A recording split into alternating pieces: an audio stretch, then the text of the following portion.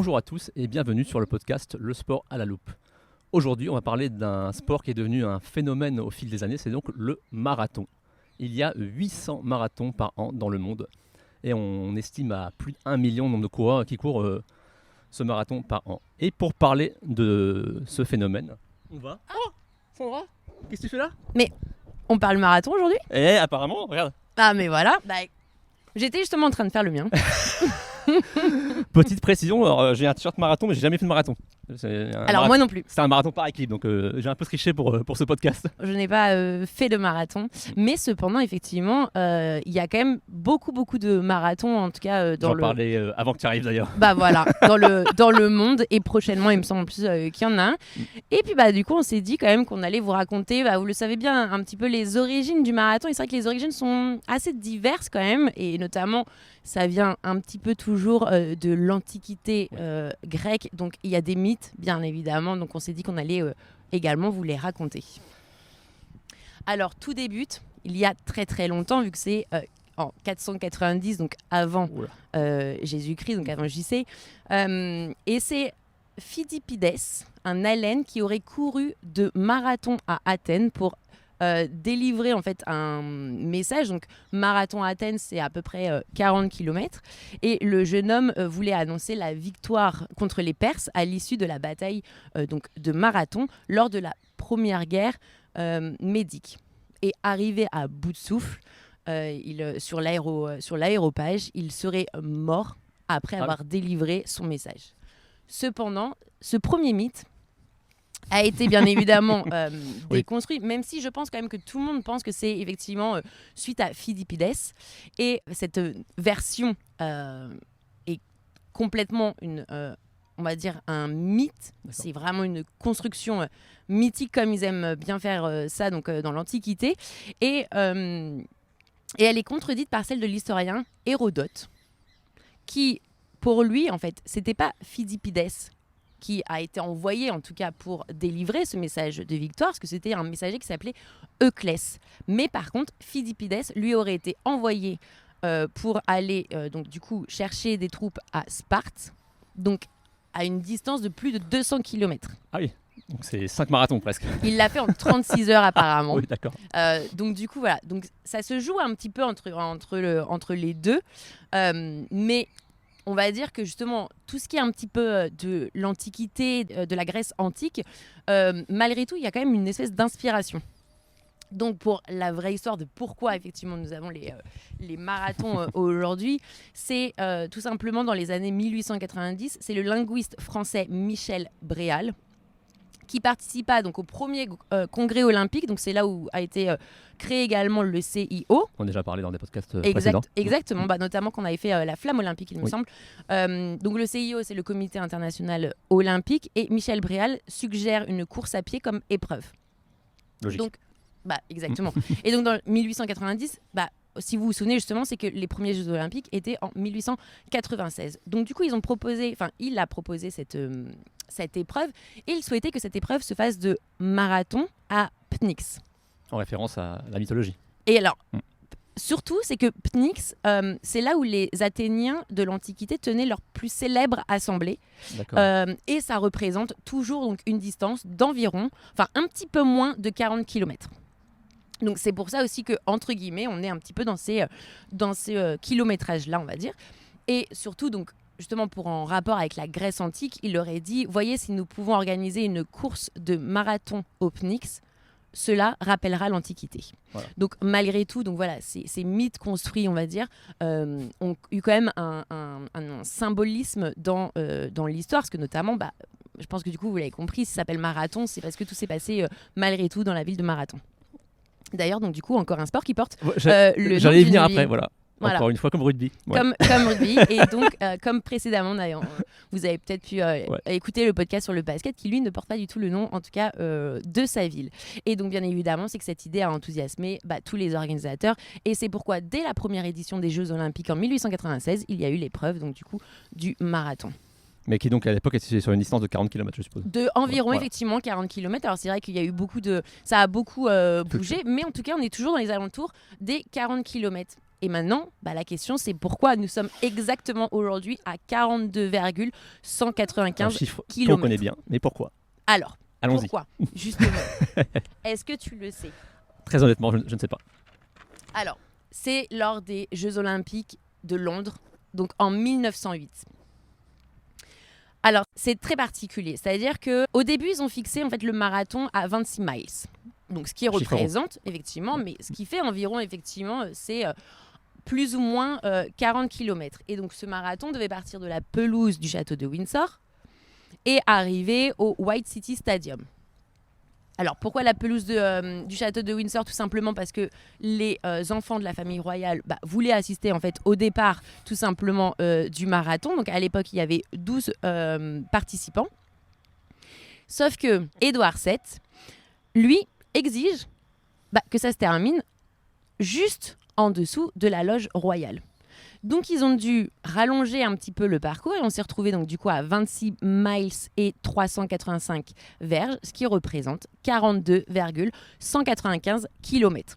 Alors, cette distance, malgré tout, elle n'a pas été définitivement instaurée en 1908, étant donné que lors des Jeux Olympiques de Stockholm en 1912 et d'Anvers en 1920, donc vous savez aussi pourquoi il n'y a pas eu en 1916, que bien évidemment il y avait cette Première Guerre mondiale, et ils ont donc du coup adopté en 1924, donc lors des Jeux Olympiques de Paris, cette distance officielle de 42,195 km. Donc c'est pourquoi aujourd'hui, donc ce marathon, en tout cas à cette distance. On parlait du panier de basket il y a quelques semaines, de la hauteur. Et là, on voit que cette fois, c'est la volonté d'un roi qui va créer une distance d'un Exactement. sport. Exactement. Mais c'est bien parce que du coup, c'est-à-dire qu'on reste aussi. En tout cas, il y a des symbolismes qui sont derrière. Donc c'est quand même plutôt intéressant. C'est vrai qu'on aurait pu la changer en disant non, on reste à 40 km par exemple. Mais non, c'est plutôt sympa aussi d'avoir ce chiffre un petit peu précis et donc du coup qui est très reconnaissable forcément de l'épreuve du marathon. Alors si on refait un petit tour quand même en 1896, donc lors de la première édition des Jeux Olympiques, c'est un berger grec qui remporte en fait cette édition, enfin ce marathon. Il s'appelle Spiridon Louis et il le remporte en 2h58 minutes et 50 secondes. Donc à l'époque, c'est quand même plutôt déjà moins de 3 heures. Donc c'est quand même un beau temps. Et il franchit la ligne donc apparemment sans avoir l'air fatigué et il aurait mis que 10 minutes pour récupérer. Alors c'est quand même... Alors, effectivement, je n'ai jamais couru de marathon à titre personnel, mais je me dis quand même que c'est quand même peu probable que ce soit arrivé. Il y a une part mythologie là aussi. Exactement. Ça reste un grec. Moderne, du coup. C'est un grec, donc ma foi, peut-être qu'il y a quelque chose derrière. Cependant, il y a quand même une expression grecque qui en est ressortie et qui dit courir comme un louis. Donc un jour, si vous voulez, comme un louis. Si vous n'êtes pas fatigué ou autre, c'est que vous auriez couru en tout cas comme un louis. Alors... Ensuite, il y a quand même eu, donc du coup, on va dire que la France et Paris aiment quand même beaucoup le marathon, même si malgré tout, on n'est quand même pas l'un des plus gros marathons, mais il existe tous les ans. Et dès 1896, Paris organise le premier marathon, donc plus précisément le 19 juillet, et le top départ est donné depuis la porte Maillot. Et c'est un Britannique qui remporte donc du coup ce marathon. Il s'appelle Len Hurst et il le fait en 2h31 minutes et 30 secondes devant 190 concurrents. Donc là quand même, on a quand même quelque chose qui est fait, sachant que bien évidemment, juste avant, il y avait eu donc du coup ce berger grec qui le remporte de manière olympique bien évidemment en 2h58 minutes. Et ensuite en 1924, donc là on a officialisé vraiment donc, ce temps. Aux Jeux de Paris, le Finlandais Albin Stenroos triomphe devant les spectateurs du Stade de Colombe, parce qu'à l'époque, c'était effectivement l'arrivée, devant 58 coureurs de 20 nations. Et à l'époque, justement, par nation, en fait, il y avait un taux limite de participants qui était de 6 maximum. Donc c'est pour ça qu'ils étaient 58. Et donc ce Finlandais l'a remporté en 2h41 minutes et 22 secondes. Donc comme quoi apparemment à l'époque on courait un petit peu plus vite que maintenant. Cependant vous imaginez bien que tous ces records ont été battus depuis et Jérôme va justement après vous faire le topo au niveau de ça. Alors la place des femmes également sur le marathon. Donc on le sait, les Jeux de 1900 à Paris ont en tout cas accepté la participation de femmes. C'était les premiers, du coup. C'était les premiers, effectivement. Alors, donc, du coup, c'était quand même que la deuxième édition. Mais voilà, Paris, apparemment, nous étions en tout cas avant-gardistes sur ce sujet. Pardon. Et donc, du coup, les femmes ont pu participer. Cependant, ça ne s'est pas officialisé véritablement dans le monde au niveau des marathons.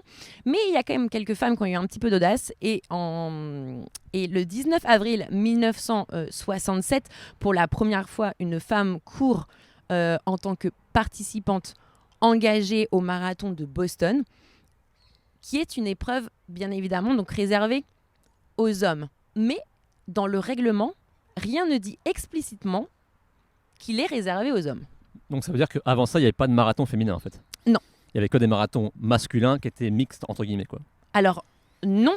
C'est-à-dire que ce marathon, en fait, dans les règles, les femmes n'étaient pas vraiment derrière le sport. D'accord. Cependant, ce n'est pas explicitement dit que les femmes ne peuvent pas faire le marathon. Mais malgré tout, donc, elle a eu un petit peu d'audace. C'est la seule qui a effectivement participé. Donc, elle s'appelle Catherine Switzer. Mais elle a quand même été exclue de la fédération d'athlétisme pour avoir justement concouru lors de ce marathon de Boston. Donc, je trouve ça quand même assez dingue. Et d'ailleurs, il y a une image qu'on vous mettra donc, du coup en visuel où on la voit justement, elle est un petit peu bousculée par ces hommes qui ne comprennent pas justement qui est une femme en tout cas qui viennent tenter sa chance. C'est une époque qui est heureusement révolue, on va dire. Exactement. Alors, on rappelle, c'est en 1967 pour Catherine. Et il y a également Bobby Gibb qui termine de manière non officielle justement ce même marathon l'année précédente, donc en 1966.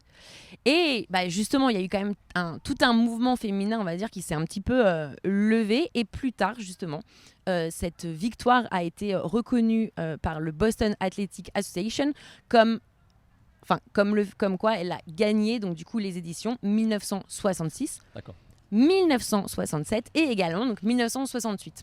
Comme quoi, c'était quand même plutôt intéressant de pouvoir, en tout cas, accepter ces femmes. Alors, si on regarde un petit peu plus près, les courses de fond aux femmes ont été ouvertes en 1981 et introduit donc le premier marathon olympique féminin à Los Angeles en 1984. Donc c'est vraiment récent du coup. Exactement, parce que si on me rappelle, effectivement, les femmes pouvaient en tout cas participer aux épreuves, quelques épreuves en tout cas de Paris 1900, mais le marathon n'en faisait pas partie. Ensuite, il y a un autre petit fait, c'est Abebe Bikila qui remporte l'épreuve du marathon des Jeux Olympiques de 1960 pieds nus. Il a couru pieds nus 42,195 km et il l'a remporté. Donc c'est quand même assez fou. Et il devient d'ailleurs le premier médaillé olympique éthiopien et le premier champion olympique de l'Afrique noire. Alors à l'époque, il faut aussi se remettre dans le contexte, c'est pour ça qu'on le précise, c'est que dans ces années-là, c'était pas non plus... on n'était pas comme à la même époque qu'aujourd'hui en tout cas. Et d'ailleurs, il réitère cette fois-ci avec des chaussures où il remporte le marathon en 1964. Et surtout, il bat le record quand même de 2h12 minutes et 11 secondes pour ce marathon de 42,195 km. Plutôt impressionnant. Ouais. En tout cas, c'est un beau parcours. Et après, justement, ces records, on sait que en Afrique, ils sont quand même plutôt bons pour aller... Actuellement, c'est plutôt eux qui dominent le marathon. Exactement. Ils font quand même un petit peu bouger les lignes, on va pas se cacher. Et ensuite, donc, le marathon, bien évidemment, occupe une place toute particulière pour les Jeux Olympiques. Je pense que, du coup, vous l'avez compris, enfin, les Jeux Olympiques d'été, on va préciser quand même. Et l'épreuve masculine a lieu, donc, en général, le dernier jour et la remise des médailles a un petit peu ce privilège unique d'être fait en même temps que la cérémonie de clôture. Mais cependant, il va y avoir quelques petits changements pour Paris 2024. Comme quoi, de toute façon, nous à Paris, à chaque fois, on fait un petit peu... on aime bien, on bouge un petit peu les lignes à chaque fois qu'on a reçu en tout cas ces jeux. Donc là, ce sera pour la 3e fois en tout cas. Et il existe donc bien évidemment des grandes compétitions. Donc au-delà des Jeux Olympiques, il y a les championnats du monde et les championnats d'Europe. Et ensuite, il y a quand même 6 très grands marathons qui sont surtout donc, dans la World Marathon Major. Donc un petit peu comme un... un petit peu les grands chelems, en tout cas les 6 plus grands marathons. Donc Paris n'en fait pas partie, mais cependant, ils sont quand même très connus. Il y a Boston, qui est donc du coup le plus ancien marathon après bien évidemment celui d'Athènes, donc qui a débuté en 1897. Alors c'est pas Paris parce que nous on l'a pas fait perdurer en fait. Ah oui, donc le plus ancien encore en activité. Alors encore en activité, mais surtout qui ne s'est pas arrêté pendant tout ce le temps. Plus pérenne en fait. Ouais. Exactement. New York. Il est bien connu également pour son nombre de participants, parce que c'est celui qui a le plus de participants. Ensuite, il y a Berlin. Alors Berlin, on le connaît très bien, parce que c'est là où en général tous les records sont battus, étant donné que le parcours est plutôt plat, contrairement aux autres. Ensuite, il y a Tokyo, Londres et bien évidemment Chicago. Donc voilà un petit peu en tout cas cette histoire. Donc voilà, Philippides, tout le monde pense que c'est ce messager un petit peu...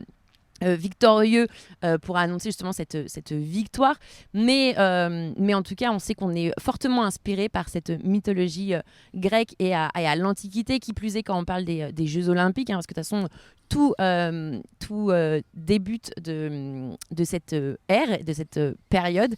Et maintenant aussi vous savez pourquoi en tout cas on l'appelle marathon, parce que voilà, ça vient en tout cas de la ville de Marathon et bien évidemment de cette bataille de Marathon qui a pu y avoir à cette époque. Alors maintenant, on va faire place donc, à plusieurs records, et notamment en plus il y a des records qui ont été battus il n'y a pas si longtemps et qui posent un petit peu aussi question. Mais c'est vrai que quand on vous dit que par exemple, il y en a un, il était quand même à 2h12 minutes, il était déjà très haut dans les records. Je vais commencer par une petite parenthèse sur le marathon de New York qui a lieu dimanche. Donc, qui est, comme tu l'as dit, le plus grand marathon du monde en termes d'arrivants. On est quasiment à 50 000 arrivants. C'est énorme. Alors forcément, il y a une demande qui est énorme, donc et pour s'inscrire, c'est pas facile. Il faut être tiré au sort ou avoir d'autres privilèges. Et donc ça a lieu dimanche et devant 2 millions de personnes. Donc dans les rues, c'est vraiment un événement pour une ville qui est... Mais c'est vrai qu'en plus, là où il est situé, le marathon, il traverse vraiment toute la ville en fait. Donc c'est vrai que... Et on sait que pour les amateurs, c'est souvent un prétexte pour justement faire un peu de tourisme, le marathon aussi. Et donc pour découvrir des villes. Voilà. Si on faisait le marathon, on ferait la même chose. Donc voilà, dimanche, ce marathon de New York, qui est le plus grand du monde. Peut-être qu'on a des auditeurs qui vont le faire, on ne sait pas. Il y a des chances, oui. Donc tu parlais également des records. En fait, dans toutes les disciplines de course, cette quête de records, c'est vraiment une chose qui est super importante. Donc voilà, dans le marathon, c'est évidemment un truc qui s'est déroulé au fil des ans. Et ce qui est assez intéressant, c'est qu'il y a eu pas mal de continents différents qui ont fait tomber les records. C'est vrai. Bon. Je me demande s'il n'y a pas eu tous les continents d'ailleurs. Je crois qu'il y a tous les continents. Parce qu'en fait, en 1935, on a les premiers asiatiques qui battent le record, avec un japonais, Yasuo Inenaka, qui est le premier à passer sur les 2h30. En 2h26 et 44 secondes. Et peu de temps après, un coréen, champion olympique en 36, donc Sun Ki-jeong. 2 secondes de moins seulement que ce japonais.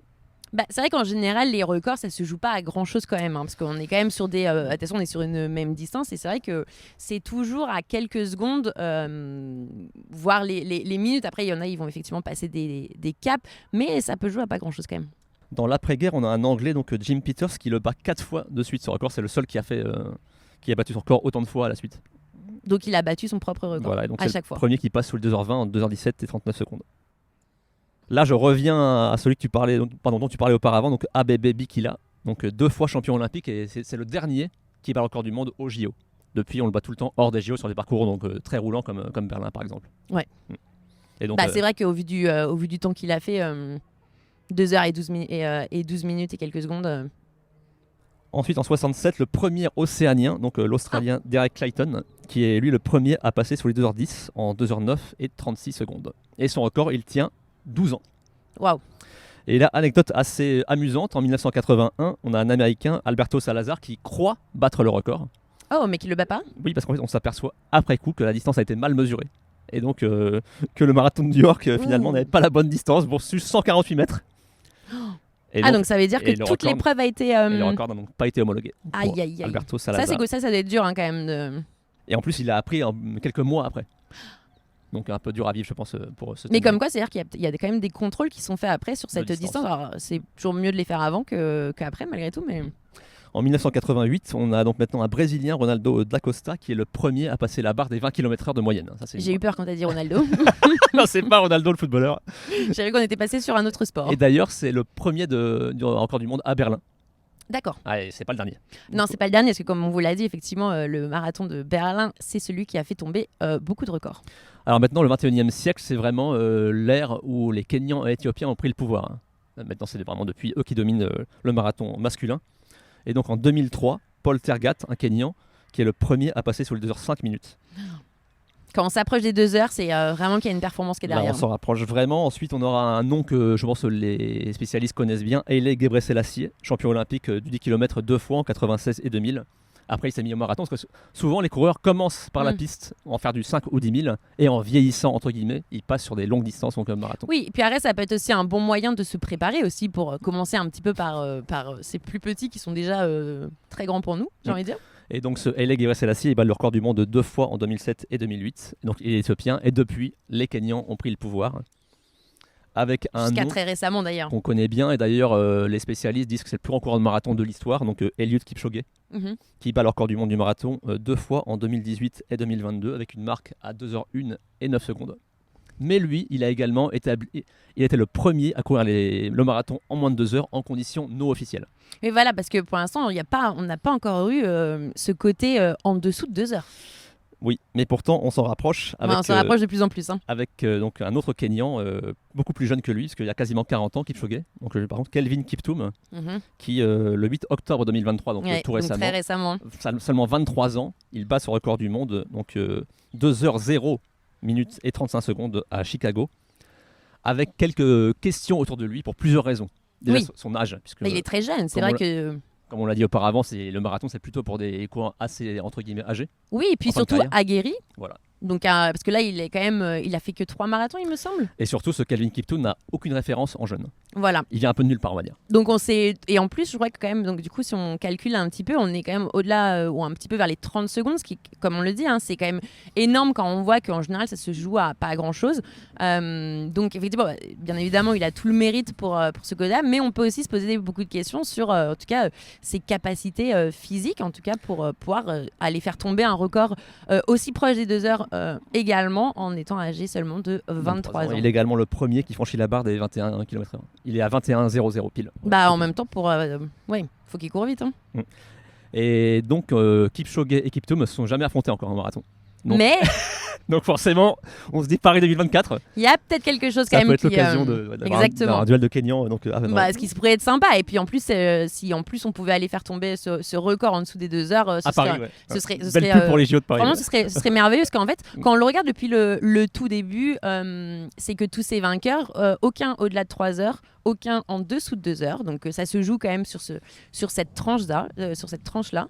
Donc on espère en tout cas voir quelque chose de merveilleux lors des Jeux Après, de 2024. Je pense qu'il y a peut-être un peu de dénivelé à Paris, donc il y a peu de chances que le record du monde tombe. Ouais, on sait jamais. Un petit mot donc sur les Français, donc pas record du monde pour les Français, mais des titres olympiques. Ah, donc heureusement. Le premier pour Bouguera El Wafi en 1928. Et le deuxième pour un nom qui est un peu mythique dans l'athlétisme français, Alain Mimoun en 56. Donc voilà. Mais plus depuis. Non, pas de titre olympique au marathon. Bon bah pareil, on vous attend pour Paris 2024. On passe maintenant chez les fans. Donc comme tu as dit, c'est beaucoup plus récent le marathon chez les fans. Fait. Donc comme tu l'as dit, donc premier marathon olympique en 84, je crois. Oui. Officialisé en 81, effectivement. On avait quand même eu auparavant une Française qui a le record du monde, Chantal Langlacé, qui est une spécialiste de 100 km. Carrément. Donc forcément. Pourquoi faire moins? Pour elle, un marathon, c'est presque facile, entre guillemets. Elle a battu le record du monde 2 fois, en 74 et 77. On a également un nom connu donc dans le marathon féminin, une Norvégienne, Grete Waitz, qui a battu le record du monde 4 fois. Et donc c'était juste avant donc l'ère olympique du marathon, avec l'américaine Johanne Benoît, qui bat le record du monde en 83 et qui gagne donc les premiers JO en 84 donc du marathon. On a également une Norvégienne, Ingrid Christiansen, qui bat le record du monde en 85 et qui va tenir 13 ans.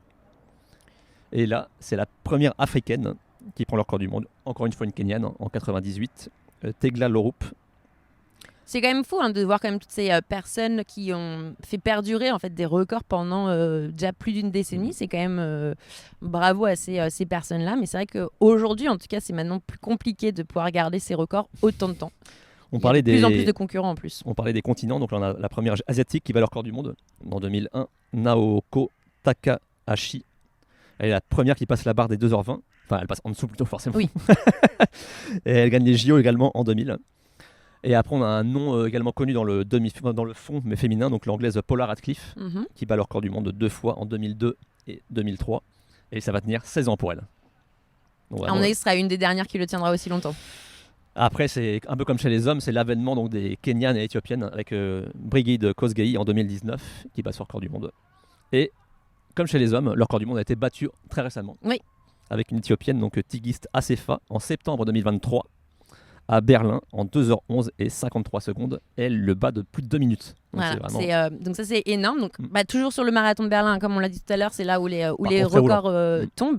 Et c'est vrai que donc du coup l'année 2023 a été plutôt favorable en tout cas pour l'athlétisme et pour le marathon en tout cas, vu que ces records sont effectivement tombés. Et aujourd'hui on a des nouveaux records man et records women sur le marathon. Alors on va dire un petit mot donc de 2024 maintenant. On aura 2 grands marathons à Paris. Oui. Le marathon de Paris classique, le 7 avril, je crois, 2024. Donc inscrivez-vous si vous avez envie de le faire. Et si vous voulez vous faire du mal, pourquoi pas.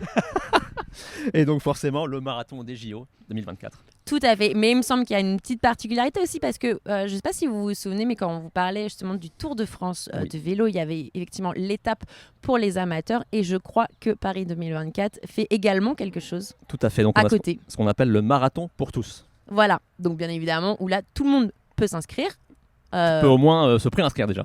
Alors, tout à fait, se préinscrire et en tout cas tenter cette expérience et essayer. Alors, soit vous le terminez, soit vous le terminez pas, mais en tout cas, tout est possible. Alors, ce qui est assez marrant, c'est qu'il y a un nombre de participants qui est forcément un chiffre symbolique, c'est 20 024, forcément par rapport à 2024. Et donc, le parcours, ça va de l'hôtel de ville à Versailles et ensuite on revient aux Invalides. Sacré parcours. Et là où c'est assez... Et en plus, vous découvrez les monuments parisiens, ce qui est plutôt pas mal. Et en plus de nuit. Et car c'est ce encore, marathon c'est pour encore tous plus beau. a lieu la nuit. Alors en fait, le 10 août, on a le marathon forcément officiel masculin. Dans la nuit, le marathon pour tous. Et le lendemain, les femmes. Et c'est une grande première. Mais c'est pour ça qu'on vous disait justement précédemment que normalement, effectivement, le dernier jour, c'est toujours les hommes, avec cette remise de médailles, effectivement, lors de la cérémonie, en tout cas de clôture. Et voilà, on est à Paris, donc on ne fait pas les choses comme tout le monde. Et en tout cas, je pense que de la part des organisateurs, c'est aussi pour mettre justement ces femmes en avant. Oui, et donc, c'est plutôt en tout cas un beau symbole derrière. Mais ces derniers jours vont être très... ça va être le marathon, hein, clairement. Le marathon des JO. Voilà, 3 jours de marathoniens sur... Et c'est vrai qu'à force d'en parler, on s'en rapproche comme des JO, parce qu'on en parle à chaque podcast. Et mine de rien, chaque semaine avance et on y est presque. C'est vrai, effectivement. Même avec de toute façon tous les sports là qu'on est en train de traiter, principalement ils sont tous en tout cas aux Jeux Olympiques. Et comme on le dit, de toute façon les Jeux c'est demain, ça va arriver très très vite. Tout le monde les attend, on les attend tous. Ça va être une belle célébration, en tout cas en France, à Paris et en province également, vu qu'il y a quand même pas mal d'épreuves aussi qui sont pas, ne sont pas, en tout cas en Île-de-France, ce qui est plutôt aussi une très bonne chose pour le reste. Et notamment en plus forcément ça va aussi commencer avec le relais de la flamme qui va bien parcourir tout notre territoire et montrer justement tout le savoir-faire français, donc c'est plutôt cool. En tout cas, si l'un de vous a déjà fait un marathon, qu'il nous dise en quel temps. On est intéressé de savoir quels sont on vos meilleurs temps. Ouais. On serait ravis de pouvoir vous comparer. Donc n'hésitez pas dans les commentaires pour savoir qui a le meilleur temps chez nos auditeurs, en tout cas pour le marathon. Et peut-être que vous avez aussi déjà été faire un marathon aussi à l'étranger, ou peut-être indécis justement des majors. Donc n'hésitez pas en tout cas à nous le dire. On sera ravis de pouvoir en tout cas voir ça. Nous on y va là, faire un marathon ou... Moi j'ai déjà couru, mais toi tu peux commencer à aller courir. Je te tiens ton micro et on vous dit bien évidemment à la semaine prochaine. Salut à tous.